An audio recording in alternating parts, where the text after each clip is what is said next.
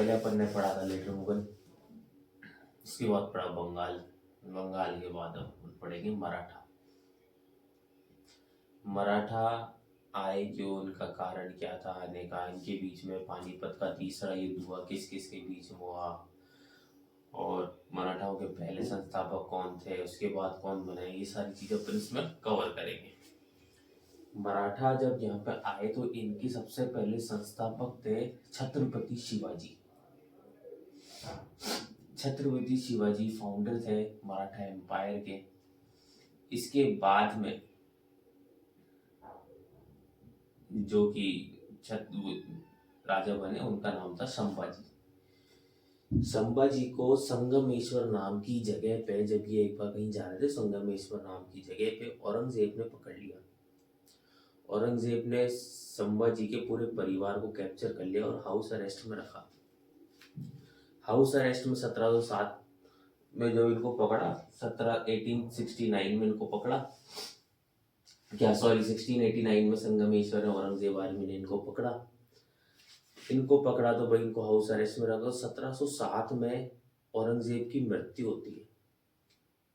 1707 में जब औरंगजेब की मृत्यु हुई तो औरंगजेब का एक बेटा था जिसका नाम था आजम। आजम ने संभाजी के बेटे और छत्रपति शिवाजी के पोते को आजाद कर दिया, जिसका नाम था साहू। साहू को छोड़ के ये बोला कि भाई मैं तुम्हें छोड़ रहा हूँ, लेकिन आने वाले टाइम पे जब भी मेरे को तुम्हारी जरूरत पड़ेगी, तुमको मेरे लिए आना पड़ेगा, मेरी रक्षा के लिए आना पड़ेगा अपनी आर्मी लेके। साहू ने कहा ठीक है, डन है, डील रही, मैं आपके पास में, जब भी आप मेरे को याद करोगे मैं आपके पास में आ जाऊंगा। इस बीच में ताराबाई बीच में रहती है, क्योंकि ताराबाई जो कि वाइफ थी राजा राम की। ताराबाई बोलती है कि भाई साहू तो इतने टाइम तक अंग्रेज वो मुगलों के कैद में रहा है, वो तो अपने रीति रिवाज ही भूल गया, ना तो उसको मराठी ढंग से आती, ना वो महाराष्ट्र के रीति रिवाज उसको ज्यादा पता है, तो वो कैसे रहेगा यहाँ पे। तो ये सब चीजें ताराबाई की बात सुन के मराठा एक बारी में तो वो हो जाते हैं कि भाई उससे कन्विंस हो जाते हैं ताराबाई से कि चलो ठीक है, अगर आप कैसे कह रही हो तो ठीक है, राजा तो आप ही बोलोगे, इसी को बनाएंगे। कुछ जो थे मराठा, जैसे कि बालाजी विश्वनाथ। बालाजी विश्वनाथ इसमें बहुत तेज दिमाग के थे। बालाजी विश्वनाथ ने देखा कि भाई ये तो बच्चा है, टाबर है अभी, कौन, साहू। इसको ना तो पॉलिटिकल रीजंस पता है, ना तो पॉलिटिकली ज़्यादा ये स्ट्रांग है, ना इसकी अवेयर है पॉलिटिकली, ना ही इसको यहाँ का सारी चीज़ें पता है कैसे राजपाट चलता है। तो इसको गाइड अपन करेंगे, लोग बाग अपनी सुनेंगे, तो अपन सपोर्ट करेंगे साहू को, ताकि आने वाले टाइम पे अपन को कोई एक ऊंचा पद मिल जाए। बालाजी विश्वनाथ इस काम में बहुत तेज थे। बालाजी विश्वनाथ ने कहा कि नहीं, मैं साहू से मिलूंगा जाके और मिलके ये पता करूंगा कि यार वो अभी भी एक मराठा है या नहीं। साहू से मिले जाके बालाजी विश्वनाथ जैसे ही साहू से मिले, वैसे ही उनको देख के, साहू को देख के ये लग गया कि माना मराठी नहीं आती, माना मराठी कल्चर से ज़्यादा इंट्रोड्यूस नहीं हुआ है, लेकिन एक मराठा मराठा ही होता है, वो बाय बॉर्न मराठा होता है, मरते दम तक मराठा ही रहता है। ये चीज उनने साहू में देख ली। अब ताराबाई और इनके बीच में सब वही बातचीत हुई कि भाई राजा किसको बनना चाहिए। कुछ तो थे बालाजी विश्वनाथ और कुछ मराठा सपोर्ट कर रहे थे साहू को, और कुछ सपोर्ट कर रहे थे ताराबाई को। इसी बीच में इनमें एक युद्ध होता है, खेड़ा का युद्ध। खेड़ा जगह है जहाँ पे युद्ध होता है दो भाइयों के बीच में। राजा राम की वाइफ थी ताराबाई, और साहू राजा राम का भाई था। तो देखा जाए तो दो भाइयों के बीच में युद्ध है, अगर वाइफ से हो रहा है तो साहू और ताराबाई के बीच में युद्ध होता है, जिसमें ताराबाई हारती है और साहू जीत जाता है। ताराबाई हार के कोल्हापुर चल जाती है और वहां पे चप्पल बेचना चालू कर देती है। चप्पल बेचना रियल में चालू नहीं करी थी, तो सिर्फ यही है कि भाई कोल्हापुर की चप्पलें फेमस है, इसलिए वो कोल्हापुर चल जाती है। मराठा एम्पायर जो था उसमें दो ताकतें अलग अलग हो गई थी, दो अलग अलग सेंटर बन गए थे मराठा एम्पायर। कौन कौन से थे? ताराबाई को तो मिल गया कोल्हापुर और साहू आगे सतारा, दो सेंटर हो गए। अब दो सेंटर हो गए तो भाई साहू जब वहां पे राजा बने, छत्रपति बने, तब साहू को लगा कि यार सारी चीजें तो मेरे से देखी जा नहीं रही, सब आते हैं बालाजी विश्वनाथ से ही पूछते हैं, तो क्यों ना बालाजी विश्वनाथ को ही पेशवा बना दिया जाए। तो साहू ने बालाजी विश्वनाथ को अपॉइंट करा पेशवा या फिर पंत प्रधान, और ये बोला कि आज से जितनी भी पावर है वो पेशवा के हाथ में होगी, लेकिन पेशवा को पूछना पड़ेगा पहले छत्रपति से। और एक्चुअल पावर तो छत्रपति के पास में ही है, लेकिन जो डिसीजन लेने की जो पावर है, जो कि नॉर्मल जो पावर है जिसमें राजा अपनी तरफ से कोई कुछ कर सकता है, तो वो सारी पावर किसके पास में होगी? पेशवा के पास में होगी। बालाजी विश्वनाथ को राजा बनाया जाता है। अब बालाजी विश्वनाथ को राजा बनाया तो बालाजी विश्वनाथ पहले क्या थे, ये तो अपन ने पढ़ाई है। तो अपन पहले एक बार बालाजी विश्वनाथ के बारे में बात करते हैं। बालाजी विश्वनाथ चितपावन ब्राह्मण थे कोंकण के, और ये साहू की जो आर्मी थी उसके सेना करता थे, उसके सेनापति थे।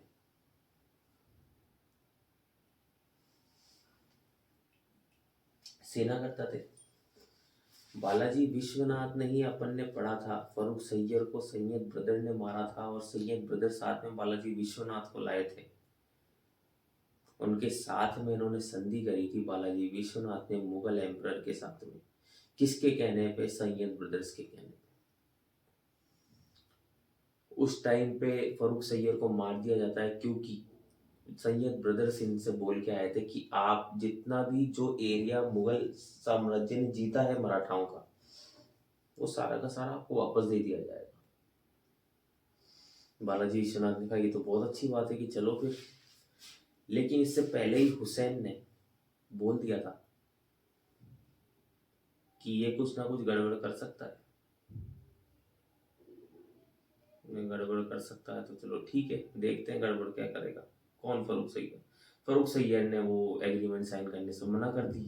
फर्रुख सैयद को मारा जाता है और रफीउद्दौला को राजा बनाया जाता है, और उसको राजा जब बनाते हैं तो वो साइन करता है उस ट्रीटी को। उस ट्रीटी को किसने कंक्लूड करा था? किसके साथ में संधि हुई थी? बालाजी विश्वनाथ के साथ में संधि हुई थी। जली को आग कहते हैं, बुझी को राख कहते हैं, जिस राख से बारूद बने उसे बालाजी विश्वनाथ कहते हैं। बालाजी विश्वनाथ को बनाया गया। बालाजी विश्वनाथ को जो है सेकंड फाउंडर माना जाता है मराठा एम्पायर। पहले फाउंडर तो है छत्रपति शिवाजी, सेकंड फाउंडर जिन्होंने रियली में एस्टेब्लिश करा था एक जगह पे मराठा एम्पायर, उस वो थे बालाजी विश्वनाथ। बालाजी विश्वनाथ की उम्र हो जाती है, राजपाट करने में थोड़े से असफल रह जाते हैं।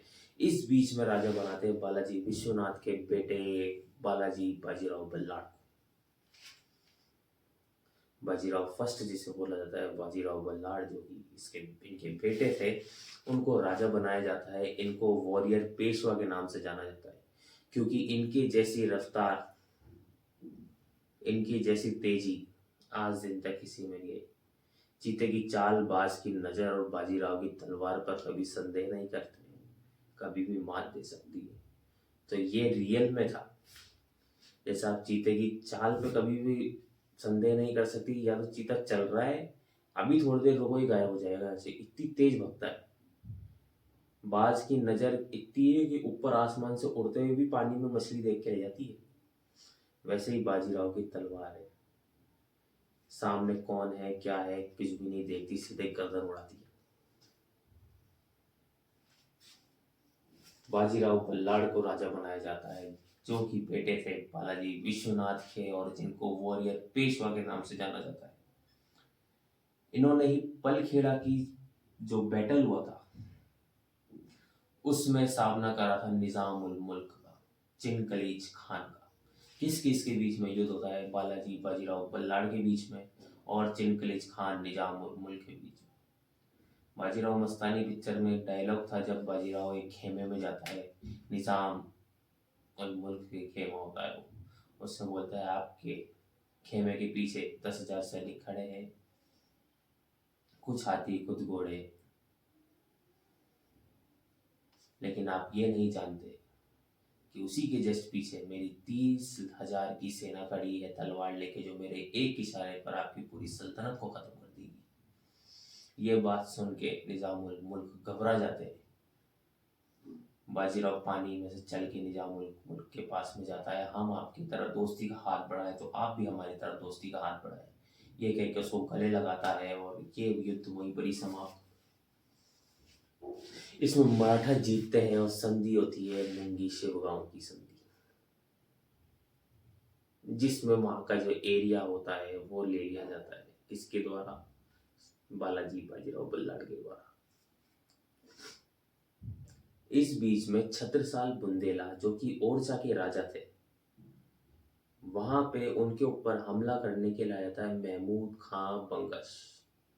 महमूद खां जब आया तो छत्रसाल बुंदेला को लगा कि अपनी आर्मी इतनी केपेबल नहीं है जो इससे लड़ पाएगी, तो अब क्या करा जाए, कहाँ मदद मांगी जाए। तो एक नाम निकल के सामने आया कि भाई बाजीराव को बुलाया जाए। बाजीराव को बुलाया और बाजीराव इस युद्ध में उनका साथ देते हैं और ये युद्ध बाजीराव जीत जाते हैं। छत्रसाल बुंदेला की तरफ से बाजीराव युद्ध करते हैं और ये युद्ध जीत जाते हैं, और साथ साथ में ये युद्ध वो जीते तो छत्रसाल बुंदेला खुश होके उनको कई अलग अलग क्षेत्र, 4 क्षेत्र इनको दे दिए थे बाजीराव। बाजीराव मस्तानी पिक्चर ऐसी पिक्चर है जिसमें बाजीराव का जो कैरेक्टर है ना, उसको नाचने वाला बना के छोड़ दिया। देख, बाजीराव को नचा रहे हैं, खलबली खलबली खलबली, लेकिन बाजीराव वो कैरेक्टर है जिसके सामने अच्छे अच्छों की पैंट गिली होती है।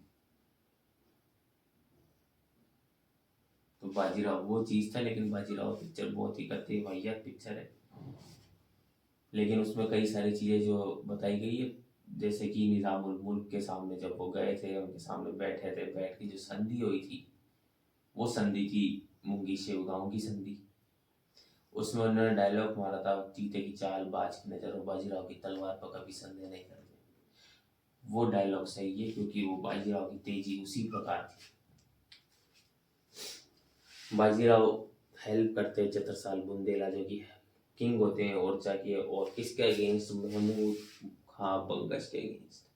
ये कैप्चर कर लेते हैं सलसेट और बेसिन को, किससे? पोर्चुगीज से।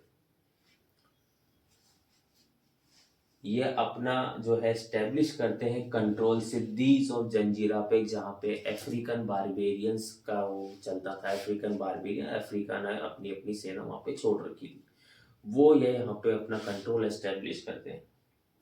पेशवा बोलते हैं जब छत्रसाल बुंदेला से युद्ध जीते, निजामुल मुल्क से इन्होंने संधि कर ली, सेलसेट बेसिन को कैप्चर कर लिया, सिद्दी जंजीरा पे इन्होंने अपना कंट्रोल एस्टेब्लिश कर लिया। तब एक दिन ये साहू के पास में थे। बालाजी साहू को बहुत मानते थे, साहू जैसा बोलते थे वैसा ही बालाजी करते थे। अब ये जब बाजीराव जब वहां पे गए साहू के पास में, साहू से बोला कि अब मुगल साम्राज्य का पतन हो चुका है और मैं अपना झंडा अटक से लेके कटक तक फहराना चाहता हूँ। अटक पाकिस्तान में, कटक उड़ीसा, ऊपर से लेके नीचे तक पूरा का पूरा मराठा साम्राज्य होना चाहिए, मैं वो चाहता हूँ। ये बात होती है तो साहू इसके इस चीज में रिप्लाई करते हैं कि आप एक होनार बाप के होनार बेटे हो, आप जरूर अटक से लेके कटक तक झंडा फहरा सकते हो, लेकिन मैं ये जानता हूँ कि आप हिमालय के आगे तक झंडा अपना लगा सकते हो, झंडा फहरा सकते हो मराठा साम्राज्य का, इसमें कोई डाउट नहीं। आप एक काबिल बाप के काबिल बेटे हो, साहू ये बोलते हैं। और इसके बाद मराठा बालाजी बाजीराव बल्लाळ युद्ध पे युद्ध करते हैं, युद्ध पे युद्ध करते हैं और आधा हिंदुस्तान जीत लेते हैं। 40 से 45 युद्ध लड़े थे बालाजी बाजीराव बल्लाड ने। 40 से 45 युद्ध किसे कहते हैं। इसी के बीच में इनका बेटा हो जाता है जिसका नाम होता है बालाजी बाजीराव सेकंड। बालाजी बाजीराव इनका नाम होता है, जिसको निक नेम बोला जाता है नाना साहेब, क्योंकि ये इनका एक ऐसा बेटा था जो कि डोगरों की तरह व्यवहार करता था। डोगरों की तरह मतलब कैसे व्यवहार करता था, बूढ़ों की तरह कपड़े पहन लिए, टोपी पहन ली, कि भाई मैं जैसा बोल रहा हूँ वैसे ही है। जैसे आज के टाइम पे मतलब थोड़े एजेड जो हो जाते हैं उनके में थोड़ा वो हो जाता है ना कि नहीं ये होना चाहिए, मैं जैसा बोले वैसे ही करना चाहिए, ये नहीं ये नहीं ये नहीं। तो वो चीज़ इनमें हो गई थी। ये बोले कि नहीं, मेरे को किसी की बात पे कोई ये नहीं है, मैं अपना काम खुद करूँगा, मैं अपना काम ये कर लूँगा ये कर लूँगा। और ये रहते भी उसी तरीके से थे। तो छत्रपति खुद इनको नाना साहेब के नाम से बोलते थे। बेटे थे बाजीराव फर्स्ट के, इनको नाम से जाना जाता है नाना साहेब।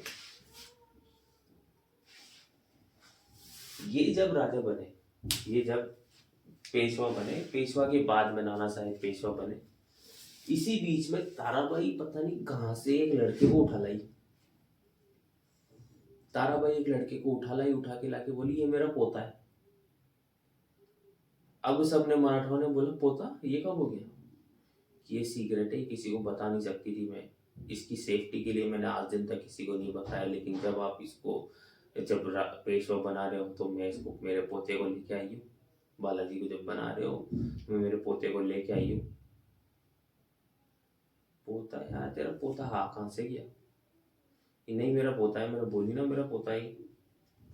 साहू ने साइड में बुलाया ताराबाई को कि देख मान लिया तेरा पोता है, लेकिन इसके घर वालों को पता है तो इसको लेके आएगी। कह रहे नहीं मेरा पोता है, मैं बोल तो रही हूँ। कह रहे हमने मान लिया भाई तेरा पोता है, लेकिन इसके घर वालों को पता है नहीं, मम्मी पापा को पता है या नहीं तो इसको उठा लाई, कि नहीं नहीं ये मेरा पोता है, इसको मैंने कहीं और रख रखा था। वो एक ही बात पड़ी रही। अब सारे मराठा जानते थे कि भाई ये झूठ बोल रही है, लेकिन किसी ने इससे कुछ बोला नहीं कि यार जब बोलेंगे भी सही तो मानेगी तो है नहीं। साहू ने उस बेटे को रखा, इसका नाम राजा राम सेकंड रखा, उसको अपने पास में रखा, उसको वहाँ के रहन सहन रीति रिवाज सब सिखाए। राजा राम जैसे जैसे बड़ा हुआ तो मराठाओं को लग गया कि इसके अंदर छत्रपति बनने के तो गुण है। तो साहू के बाद छत्रपति किसको बनना चाहिए, तो राजा राम को बनना चाहिए। सबने मराठाओं ने सबने एग्री किया कि साहू के बाद जो भी छत्रपति बनेगा उसका नाम होगा राजा राम सेकंड। ये बात ताराबाई को पता लगती है कि मैं तो इसको लाई थी पेशवा बनाने के लिए, तो छत्रपति बन रहा है। ताराबाई एकदम से आती है, इससे बोलती है राजा राम से कि देख तेरे को मैं यहाँ पे लाई हूँ, कहीं से भी उठा के लाई थी, मैं लेके आई थी, इसलिए तू मना करता तो छत्रपति नहीं बन सकता। मैंने कहा कि भाई क्यों, साहू मेरे भगवान है, जो वैसा वो बोलेंगे वैसा मैं करूँगा, क्योंकि बचपन से लेके अभी तक बड़ा हुआ है, जब तक साहू ने ही उसको सब सिखाया है। तो ताराबाई जाती है साहू के पास में कि भाई ये मेरा पोता नहीं है। तो बोलता है कभी तो कहती तेरा पोता है, कभी कहती तेरा पोता नहीं है, क्या है मामला है क्या, तो सीधी सीधी बताए कि मैं तो इसको कहीं से उठा के लाई थी। कि कहाँ से उठा के लाई थी जगह बता दे। कि नहीं मैंने किसी को पैसे दिए थे, वो लेके आया था, उस तो पैसों के बदले में वो मेरे को ये लड़का दिखे गया था जिसको मैंने अपना पोता बताया था आपको। सबको पता था कि इसका पोता है नहीं, लेकिन राजा राम में से गुण थे छत्रपति बनने के, तो वही ने कहा कि चल ठीक है कोई बात नहीं, लेकिन छत्रपति भी बनेगा। राजा राम सेकंड को छत्रपति बनाया जाता है। इस बीच में नाना साहेब और राजा राम सेकंड के बीच में एक संधि होती है, संगोला की संधि। इस संगोला की संधि में छत्रपति राजा राम सेकंड और पेशवा नाना साहेब बालाजी बाजीराव इनके बीच में संधि होती, जिसमें छत्रपति की जितनी भी पावर है वो पेशवा को दे दी जाती है। मतलब अब छत्रपति के पास में कोई भी पावर नहीं है, छत्रपति सिर्फ नाम के छत्रपति है, रियल पावर जो है वो पेशवा के हाथ में आ चुकी है, पूरी की पूरी पावर। अब इस इन्हों को पेशवा को साहू से छत्रपति से पूछने की किसी भी चीज में लेके कोई जरूरत नहीं है। अब जितनी भी पावर है सब पेशवा के हाथ में आ चुकी है। इसी बीच में एक नया सेंटर एस्टेब्लिश होता है मराठा पावर का। पहले जो कैपिटल थी पेशवा की सतारा, उसको चेंज करके कैपिटल कर दी जाती है पूना। पूना कैपिटल हो जाती है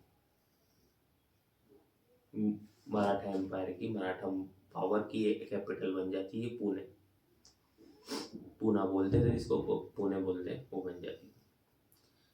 और इस संधि को देख के ये लगता है कि अब आने वाले जो भी राजा हैं वो नाना साहेब के ही परिवार से होंगे, क्योंकि पेशवा का जो पोस्ट है वो हेरिडेटरी हो गया, राजा का बेटा ही राजा बनेगा।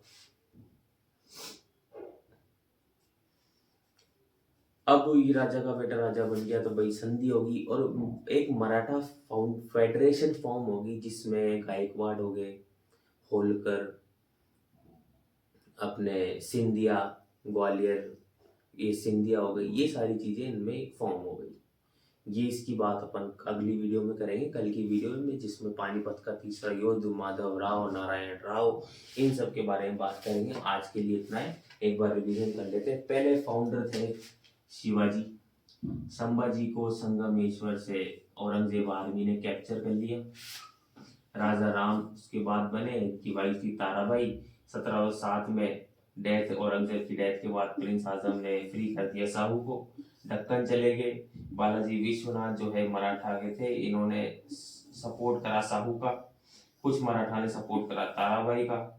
बैटल हुई खेड़ा की, जिसमें साहू और ताराबाई के बीच में हुई। साहू जीत गए, ताराबाई हार गई। कोल्हापुर चली की, साहू तो सेंटर एस्टेब्लिश हो गया मराठा पावर के, सतारा और कोल्हापुर। साहू आए, इन्होंने अपॉइंट करा बालाजी विश्वनाथ को पेशवा या फिर पंत प्रधान। रियल पावर थी अब पेशवा के हाथ में आ चुकी थी। बालाजी विश्वनाथ जो चित्पावन ब्राह्मण थे कोंकण के, पहले पोस्ट पे थे सेना करता हुए। बालाजी विश्वनाथ ने ट्रीटी करी थी सैयद बदर से, मुगल एम्परर के साथ में, सैयद बदर की वजह से मुगल एम्परर के साथ में संधि करी थी।